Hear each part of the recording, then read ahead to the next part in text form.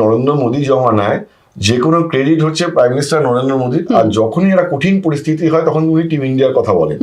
ঠিক আছে, তুমি দেখো যে কোভিডের সময় টিম ইন্ডিয়ার প্রসঙ্গ উঠেছে, যখন পুলওয়ামার পরে বালাকোটে স্ট্রাইক করে তখন কিন্তু টিম ইন্ডিয়ার কথা বলা হয়নি, কিন্তু এবারে যখন হলো যে হামলার পরে তখন কিন্তু প্রাইম মিনিস্টার টিম ইন্ডিয়ার কথা বলেছেন, কারণ এবারে এমন একটা পরিস্থিতি হলো যে সিজ ফায়ার করে দিতে হলো। ট্রাম্প দাবি করলেন যে তিনি সিজ ফায়ার করিয়েছেন, তারপরে একটা টিম ইন্ডিয়ার গল্প তৈরি হলো, কারণ এবারে গল্পটা খুব একটা সহজ গল্প ছিল না।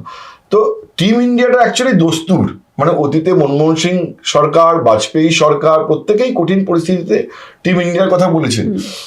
ইন্দিরা গান্ধী যখন বাংলাদেশ ওয়ারের সময় যখন ভারত অংশ নিল তখনও কিন্তু একটা টিম ইন্ডিয়ার গল্প ছিল, এবং বাজপেয়ী ইন্দিরা গান্ধীর পাশে দাঁড়িয়ে বলেছিলেন যে মা দুর্গা বলে তাকে সম্বোধন করেছিলেন। ফলে টিম ইন্ডিয়াটা ভারতীয় রাজনীতিতে বারবার ফিরে এসছে, এবং সেটা দস্তুর, সংকটের সময় তো আসবেই।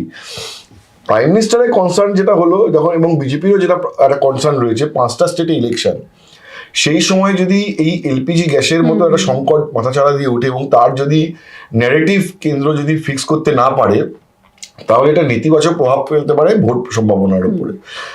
তুমি দেখবে যে আমার মনে আছে 2012 সালে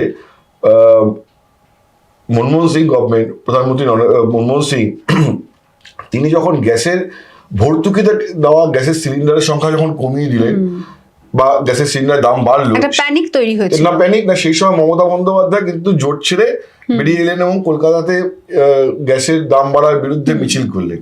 তো এখন বিরোধীদের এবং সব চিফ মিনিস্টারকে এই কারণেই প্রধানমন্ত্রী জুড়ে জুড়ে রাখতে চাইছেন, যেন এটার এই সুযোগটাকে নিয়ে কেউ যেন পলিটিক্যাল প্রচারে আবার নেমে না পড়ে সরকার বিরোধিতায়, তাহলে গভর্নমেন্টের পক্ষে এটা এখন ট্যাকেল করা ডিফিকাল্ট হবে। রাদার প্রাইম মিনিস্টার যেটা চাইছে যে এই যে সংকটের পরিস্থিতি, পশ্চিম এশিয়ার যুদ্ধ, সেখানে সব রাজ্যের চিফ মিনিস্টারকে নিয়ে এবং পলিটিক্যাল পার্টিগুলোকে নিয়ে একটা টিম ইন্ডিয়া ভাইব দিতে চাইছে, যে সংকট আমরা একসাথে মোকাবিলা করি।